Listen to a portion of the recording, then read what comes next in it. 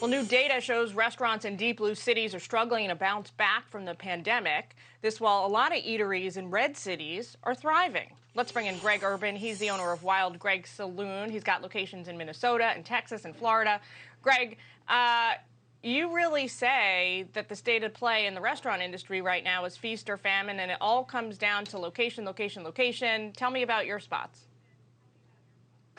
Yeah, well, it is all about location right now. Florida never really closed, and it is just off the charts booming right now. Texas is doing well, but Minneapolis and from what I hear, the other Democrat cities are not doing well, and we're certainly seeing that in Minneapolis right now. So you've told us that the places where the COVID mandates and lockdowns were the harshest are where restaurants are now hurting the most. The data actually bears you out. Take a look at this. These are the locations, the cities where the industry is hurting the most. Minneapolis, San Francisco, you got the percentages there, Portland, Seattle, Philly, New York, St. Louis, Washington, D.C., Baltimore, and Chicago. I mean, this mirrors what you just told us. Yeah, no, that's absolutely true.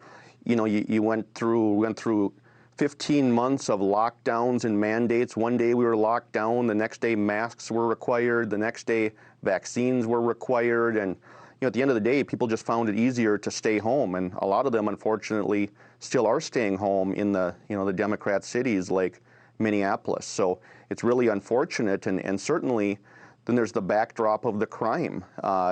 People have to deal with the crime and the sort to go downtown Minneapolis right now, and a lot of people are either staying in the suburbs or just staying home, unfortunately, and we don't see that in Austin, Texas. We don't see that in Pensacola, Florida. We see in the red states, people are still going out and having fun, spending money. So, Greg, here are the cities that are booming right now. Take a look at this. Las Vegas is topping that list with up 35.7%. Then Fort Lauderdale, Miami, Austin, Naples, Tampa, Nashville, San Antonio, Scottsdale, Phoenix.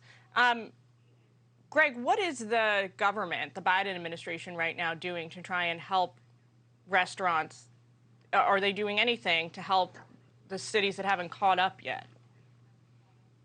No, nothing at all. I mean, everybody's pretty much on their own right now.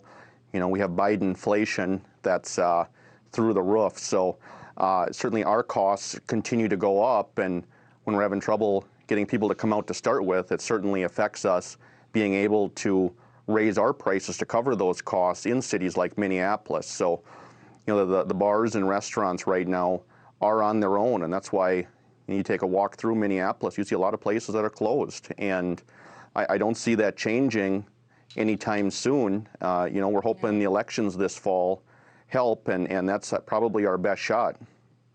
There was a $27 billion restaurant revitalization fund, but after effects look at that showed that most of the money there, about 78%, ended up going to big change, big names that already had, a lot of financial security, leaving the small-owned businesses to crumble.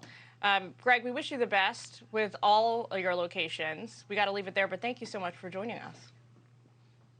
Thank you. Hi, everyone. I'm Brian Kilmeade. I want you to do me a favor. I want you to click to subscribe to the Fox News YouTube page. This is the only way that I know for sure that you're not going to miss any great commentary, any great news bites, any great interviews coming your way on Fox. You can get it all here on YouTube. So subscribe right now.